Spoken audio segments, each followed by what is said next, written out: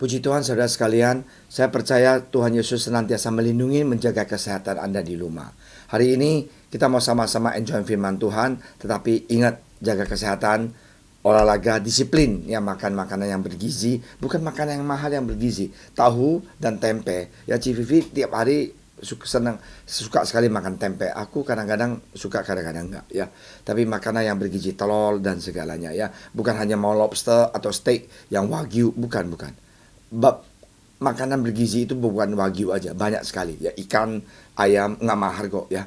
Oke, jaga kesehatan, olahraga, dan please, itu penting sekali. Oke, kita sama-sama berdoa, dan saya akan minta Johnny untuk bantu doa sebelum kita nikmati firman Tuhan.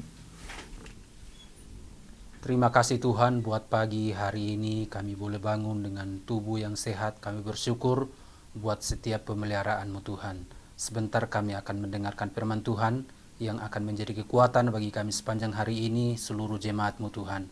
Urapi hamba-Mu, pakai hamba-Mu yang akan menyampaikan firman Tuhan. Di dalam nama Yesus kami berdoa dan mengucap syukur. Haleluya. Amin. Puji Tuhan saudara sekalian, hari ini kita mau diskusi dan baca satu murid Yesus yang seru, namanya Thomas. Ya, di Yohanes 20 ayat 25. Silakan John baca. Yohanes 20 ayat 25, Yesus menampakkan diri kepada Thomas. Maka kata murid-murid yang lain itu kepadanya, "Kami telah melihat Tuhan." Tetapi Thomas berkata kepada mereka, "Sebelum aku melihat bekas paku pada tangannya, dan sebelum aku mencucukkan jariku ke dalam bekas paku itu, dan mencucukkan tanganku ke dalam lambungnya, sekali-sekali aku tidak akan percaya." Saudara sekalian, bahwa sesudah kita baca ayat ini, kadang-kadang kita sombong banget. Allah, Thomas dasar nggak punya iman gitu loh. Nah, sebenarnya Thomas itu ia lagu bahwa Tuhan telah bangkit. Dan dia tidak percaya sebelum dia melihat dengan mata kepala sendiri dan mencucukkan tangannya ke lambung Yesus. Kita ngeredekin dia dan lihat, aduh ampun mbak. Kita pernah nggak mikirin sesungguhnya kita juga tidak beda dengan Thomas?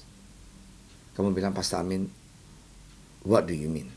Do you mean that you also have that kind of faith? That is unbelief? Saya bilang, yes, I do. Apakah kamu juga mau seperti Thomas, Pastor Amin? Pernah seperti begini? Dan saya punya jawaban, iya. Saya tidak akan malu. Kenapa? Karena tiba-tiba tahun lalu, COVID ini hantamin Indonesia. Dan sebelumnya Indonesia masih aman, tenang. Dan waduh puji Tuhan, di Tiongkok sudah babak belur. Jadi Wuhan semuanya tutup. Nggak boleh ada transportasi segala pun. Satu kota itu, kota begitu besar Wuhan, semuanya tidak ada kegiatan. Dan saya dalam hati, wah puji Tuhan, Tuhan masih melindungi bangsa negara Indonesia. Tapi 3 bulan kemudian, giliran Indonesia. Mulailah saya bingung. Bagaimana bisa terjadi? Karena ya saya seorang pengusaha kecil ya. Jadi tiba-tiba teman-teman bilang, aduh gila, barang-barang di Tiongkok susah. Karena pabrik banyak yang tutup. Nggak bisa dagang lagi. Barang nggak ada, order ada. Karena waktu itu kita belum COVID. Dan apa yang terjadi? Goyah iman saya. Ketakutan itu datang dalam hidup saya. Mulai saya bukan berpikir diri saya sendiri. Ya puji Tuhan, anak saya udah tiga udah kerja. Saya nggak ada beban berat gitu loh untuk ngurusin mereka lagi. Dan saya berpikir banyak sekali saudara seiman di gereja. Banyak teman-teman. Kemungkinan COVID ini akan membawa suatu musibah yang luar biasa dalam kehidupan mereka, dalam usaha mereka. Karena pabrik nggak ada stok, nggak ada barang, nggak ada bahan. Dan aku nggak lagu. Sama seperti Thomas. Nah, murid-murid Yesus, teman-teman Thomas, tidak mengatakan, mas lu jangan gitu deh, lu percaya deh. Tidak, mereka diam, dia nggak percaya. Ya udah, mereka nggak debat dengan dia. Kalau aku mau mencucukkan tanganku ke dalam lambungnya, aku nggak percaya. Enggak, mereka diam dan doa aja kali. Nah, saudara sekalian, kita lihat kuncinya itu bagaimana bahwa iman Thomas itu kelihatannya kelas 2, bukan kelas 1. kita juga tidak beda kalau kita mendapatkan musibah ataupun tantangan yang berat sekali. Nah, karena itu saudara sekalian, janganlah kita goyah iman kita. Janganlah kita menyerah. Ya, janganlah kita tinggalkan Yesus.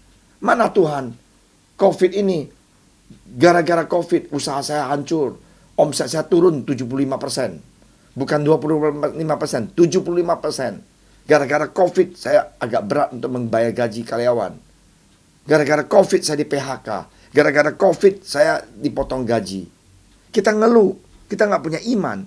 Kita jauhkan dari Tuhan. Saya nggak mau berdoa lagi dah. Saya nggak mau ikut Zoom lagi. Saya nggak percaya Tuhan lagi. Tuhan itu ada di mana? Kalau ada, kenapa musibah ini, pandemi ini menghabiskan saya punya kehidupan dan juga keluarga dan juga saya punya income? Bisa kita ngeluh seperti itu? Atau ya, kita bisa berdoa dan minta Tuhan tunjuk jalan. Apa yang terjadi 8 hari kemudian? Tuhan tahu kok pikiran Thomas. Tuhan tahu hati Thomas. Tuhan itu maha tahu. Silakan Tuhan baca. Ya, 8 hari kemudian apa yang terjadi? 8 hari kemudian murid-murid Yesus berada kembali dalam rumah itu dan Thomas bersama-sama dengan mereka. Sementara pintu-pintu terkunci, Yesus datang dan ia berdiri di tengah-tengah mereka dan berkata, "Damai sejahtera bagi kamu." Kemudian ia berkata kepada Thomas, "Taruhlah jarimu di sini dan lihatlah tanganku. Ulurkanlah tanganmu dan cucukkan ke dalam lambungku, dan jangan engkau tidak percaya lagi, melainkan percayalah." Kita lihat bagaimana Tuhan Yesus menyelesaikan kehidupan dan masalah Thomas. Sekarang Thomas punya masalah. Dia nggak punya iman. Dia mau lihat. Kalau nggak lihat, gue nggak percaya. Kita bisa caci maki Thomas, tuh goblok lu, keluar semuanya bahasa binatang. Kita lihat bagaimana Tuhan Yesus handle problemnya si Thomas ini. Ya, Tuhan Yesus juga tidak mencerah pendapat dan sikap Thomas. Dia tidak mencerah. Yesus justru menjawab dan memberi luang terhadap keraguan Thomas serta menunjukkan jalan iman yang lebih baik, yaitu percaya sekalipun tidak melihat. Kadang-kadang saya baca ini saya bisa nangis gitu loh. Saya bilang, Tuhan, kok Tuhan baik banget ya. Tuhan kok panjang sabar. Tuhan, kenapa sih Tuhan begitu baik terhadap saya? Kenapa? Karena kita ini sering seperti Thomas. Kita ini jauh dari Tuhan. Kita tidak percaya. Kita caci maki Tuhan. Waktu kita happy, waktu kita diberkati, deposito banyak, kita nggak pernah bayar perpuluhan. Maaf ya, saya bukan mau suruh kamu bayar perpuluhan sekarang. Saya cuma cerita aja. Saya sering bercanda. Waktu kita happy, pernah nggak kita mikir kebaikan Tuhan? Waktu kita happy, pernah nggak kita berpuasa hanya mengucap terima kasih kepada Tuhan atas berkat Dia? Wow, you have to ask yourself. Waktu kita diberkati Tuhan, pernah nggak kita sembah sesuatu?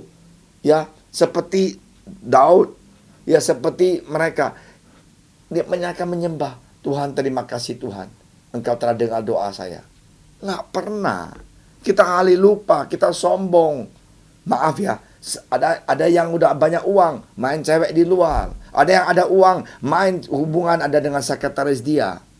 Karena sekretaris dia lebih cantik daripada istrinya. Of course, istrinya udah punya 4 anak, udah punya 2 anak, pasti gendut. Tapi sekretaris pakai baju yang seksi, yang kurang kain, saya sering bercanda. Godain dia. Dan dia merasakan gua ada duit. Ya udah jajan aja lah. Nah, itulah dosa. Dan Tuhan tetap memberikan kita kesempatan untuk bertobat. Tuhan memberikan kita luangan untuk kembali ke Dia. Begitulah cara Tuhan Yesus deal dengan anak-anak Dia. Inilah cara Yesus menghadapi, memberikan kesempatan untuk kita, Thomas yang tidak mempunyai iman. Tuhan mengatakan kepada Thomas, so soft. Taruhlah, ya lihat ya, dia tahu pikiran Thomas. Dia tahu kok Thomas nggak percaya. Karena Thomas, our God is a omnipresent God. Tuhan kita itu adalah Tuhan yang maha tahu. Dia katakan, taruhlah jarimu di sini dan lihatlah tanganku. Ulurkanlah tanganmu dan cucukkanlah ke dalam lambungku, dan jangan engkau tidak percaya, melainkan percayalah. Dia tidak marah Thomas. Thomas, lu goblok ya lu makan ini itu ya lu. Udah 3 tahun I temenin you. You nggak lihat saya bangkitkan Lazarus. Lazarus mati 4 hari. I bangkitin dia. Thomas punya otak dong. Tidak. Dia mengatakan, Thomas, datang dan ulurkan tanganmu. Wow. Kasih Tuhan itu begitu soft, begitu penuh dengan kasih sayang. Dan dia merubah imannya Thomas. Hari ini, marilah kita sama seperti Thomas. Thomas menjawab, ya Tuhanku dan Allahku. Ya Tuhanku dan Allahku. Aku mau percaya, biarpun aku gak lihat engkau. Nah saudara sekalian, masalah apapun yang kita hadapi, pergumulan apapun yang kita hadapi, marilah kita percaya Yesus mencintai kita. Dia memberikan kita ruang untuk bertobat. Dan katakan seperti Thomas, ya Tuhanku dan Allahku. You are my everything. You are my great God. You are almighty God. Itulah iman Thomas sesudah Yesus mengatakan, ulurkan tanganmu. Dia gak ulur. Dia tahu itu Yesus. Dia tahu, dia lihat wajahnya, dia tahu. Hari ini Tuhan Yesus telah buka jalan di dalam kehidupan kamu. Tuhan Yesus juga telah curahkan berkat turun dari surga. Katakan, Tuhan, maafkan aku. Kadang-kadang aku gak punya iman untuk percaya bahwa engkau telah buka jalan. Bukan akan, telah dan sudah buka jalan. Hanya aku jalan dan ambil saja. God bless you. Cinta Tuhan Yesus. Jangan tinggalkan Yesus. Ikut doa pagi. Belajar Alkitab Bible Study hari Selasa. Ya, jangan kita tinggalkan kebaktian. Ya, di rumah Zoom jam hari Minggu dengar firman Tuhan. Mujizat pasti akan terjadi.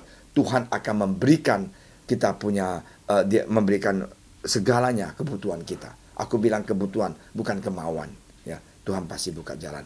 May God bless you. Mari kita sama-sama berdoa. Tuhan Yesus, terima kasih Tuhan atas firman Engkau hari ini. Biarlah Tuhan kami semuanya juga, Tuhan mau Tuhan selidiki hati kami dan iman kami, supaya kami senantiasa cinta pada Engkau. Dan katakan seperti Thomas, Tuhanku dan Allahku.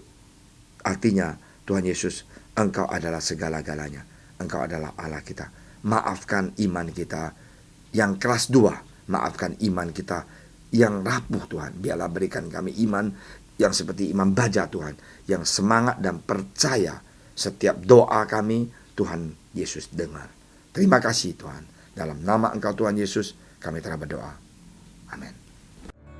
Sebab aku percaya, bukan karena melihat, namun karena firman-Mu yang selalu digenapi di hidupku. Ku percaya, bukan karena